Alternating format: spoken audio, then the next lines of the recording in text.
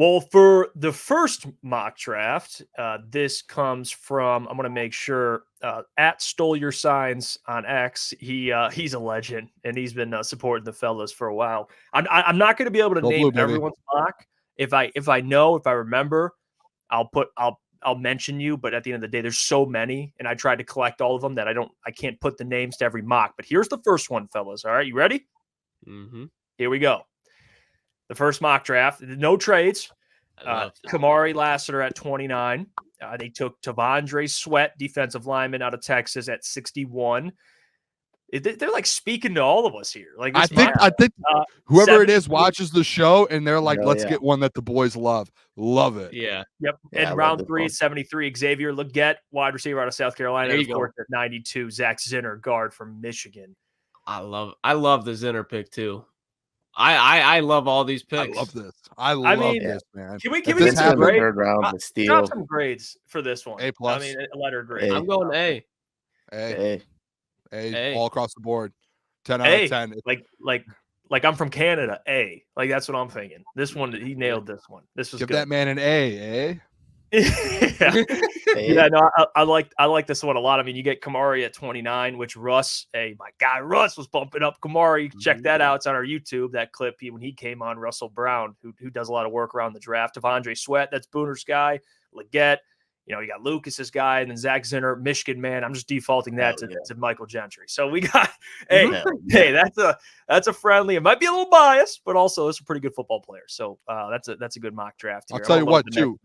Anyone who has Tavondre Sweat in theirs, man, I'm giving them a B probably automatically. I want Tavondre Sweat in the Honolulu blue come next September. I want to see that man in a Detroit Lions uniform. I think that's the best mock draft we've gotten so far, though. Fan-wise. That was a really good that was a really solid one. Yep, 4-rounder. Some are going to be a 4-rounder just because the PFF they don't have the they make you pay to go 7. But here's another mock draft. It's not PFF. It's a full mock draft. A lot to break down here. I don't know who sent this. If you're watching, just comment so I can give you a shout out because I want to make sure I do that here. But here's the draft picks. I don't know what happened with the rest of the capital because you have pick 41 and that's where we start. So I would assume this person traded back out of the first and got like a bunch of picks. There's a lot of players here. Well, every single pick besides 73 and 206 is all from a trade. Yeah. So there's a lot. Yeah, there's a lot of players. This might be too. This is too many players. But there's a lot of players getting cut on this. Yeah. There's a lot of Braden McGregor, huh? Braden McGregor, 256. Well, I will see. 144, Mohamed Kamara, Lucas. Yeah, like that. Yeah, I like that. There's a lot of even Josh Proctor. I like Darius Robinson's a very underrated edge rusher. Braden Fisk, Booner, Braden Fisk. Go look up Braden Fisk if you don't know who it is, Booner. You'll love you some Braden Fisk. And then even Chris Jenkins at 96. There's a lot of nice names here, but there's just so many names that this is just unrealistic in my opinion. And Russ was talking about Darius. Darius Robinson, Russ was talking him, hyping him up too. So he's an intangible guy. Russ also said he was a little low on Kalen King, so seeing him at 73, I've been avoiding Kalen King in some drafts, just mocks. I guess I need to watch some more on him. I need to figure a little bit more out of Kalen King because he was a guy that I was taking in some of mine as well. And then when Russ kind of brought that to our attention, when you hear stuff like that, it takes you off a guy a little bit. So they got Darius Robinson at 41, Kalen King at 73, Braden Fisk at 79. I like Darius and Fisk. I think, you're getting two. Kalen King, I'm kind of with you. I agree with Russ when he talked about it. I'm not in love with Kalen King. Like I'm not, especially at 73. Kyrie Jackson, corner out of Oregon, Layden Robinson. So they got offensive guard at 95. Chris Jenkins, okay, but now you got two defensive tackles. Josh Proctor, you said you liked him. Of course you do. Ohio State safety. I'm just kidding. But he is a that's why. Yeah. And then you got Brendan Rice. Jerry Rice's son. We get Jerry Rice's son. Yep. You out of USC. They got Mohamed Kamara. That's your guy, Lucas, from Colorado State. Jace McClellan, running back from Alabama. I don't know why you took a running back. Josiah. Well, you have that many picks, you can get whatever you want. Yeah, Braden McGregor. It's just too many. Like it's BPA at that point. Last year. It's too many. I don't see Brad taking 15. You don't have that many open spots. I respect it though. Lucas, is that about right around the range where Kamara is supposed to be going? I know that was kind of an edge that you were high on. Is that like right around? Yeah, because I don't think he's gonna like test overly well at the combine. So he's gonna be like probably like an early day 3, maybe like a late day 2 in the 3rd round type of guy. But I think he's just gonna be a round 4 guy. But he has such a high floor that maybe he needs some development. He doesn't have a crazy high ceiling, but there's a lot that you could do with him even just off day 1 in the rotation. 5th round. At least. Grab him in the 5th. Yeah. Yeah, I see some people commenting here, kind of reacting to that one. Xavier D says, "Oh no, no, D-." Okay, all right. Oh, man. Can I throw this up there real quick? I don't want to do this, but this one got me. There's been comments all night. This one got me. They've been holding my shirt. Yeah, hey, well, Gentry. When I read that one, I was like, they're loyal members, so they can do it, man. Hey, Gentry, them tuning in, so it's all fair game. By the way, yeah, we all get roasted, which is fair. But Gentry, hey, it looks like you're wearing my shirt. You know, my shirt I got roasted. That is true. I didn't think about that. That one, you're kind of hopping on Jeff's wave here. Me and Mike should just show up unannounced and just match.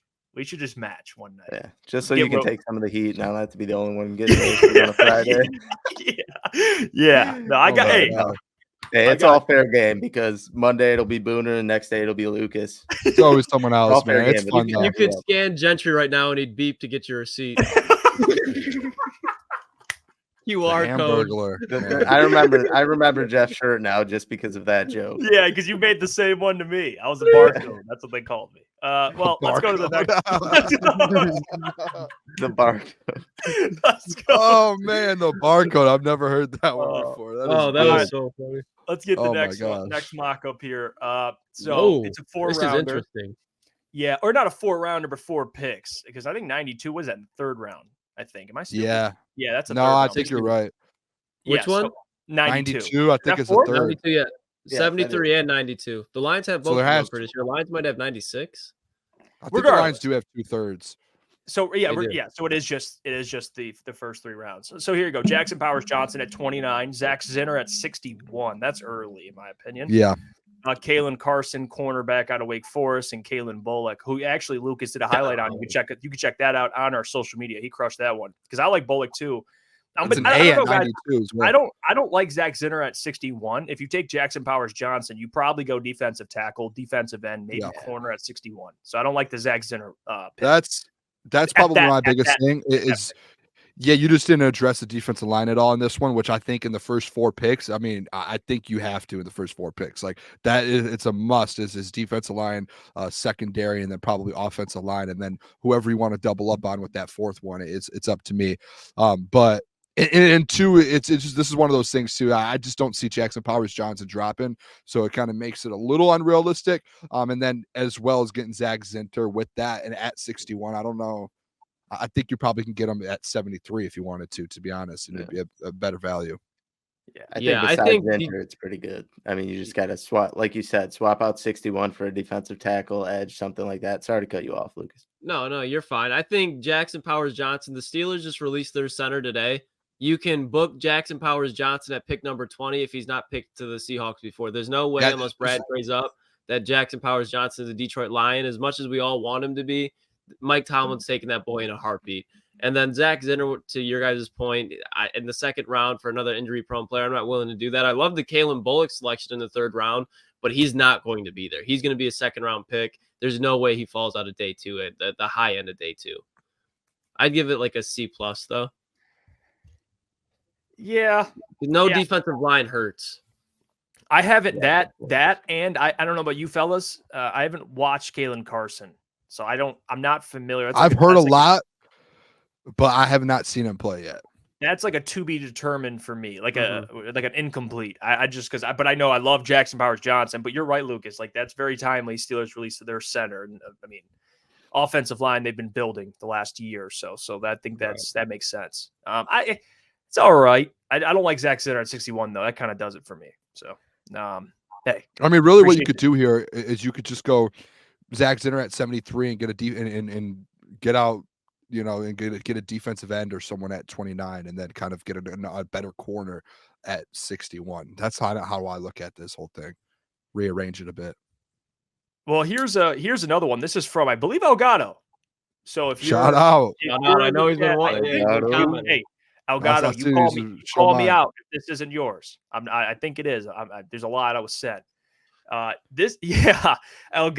I mean, he wasn't playing no games. It's 3 rounds, of course, 4 total picks. Keon Coleman at 29, wide receiver out of Florida State. The offensive tackle out of Kansas at 61, which I don't hate tackle at 61.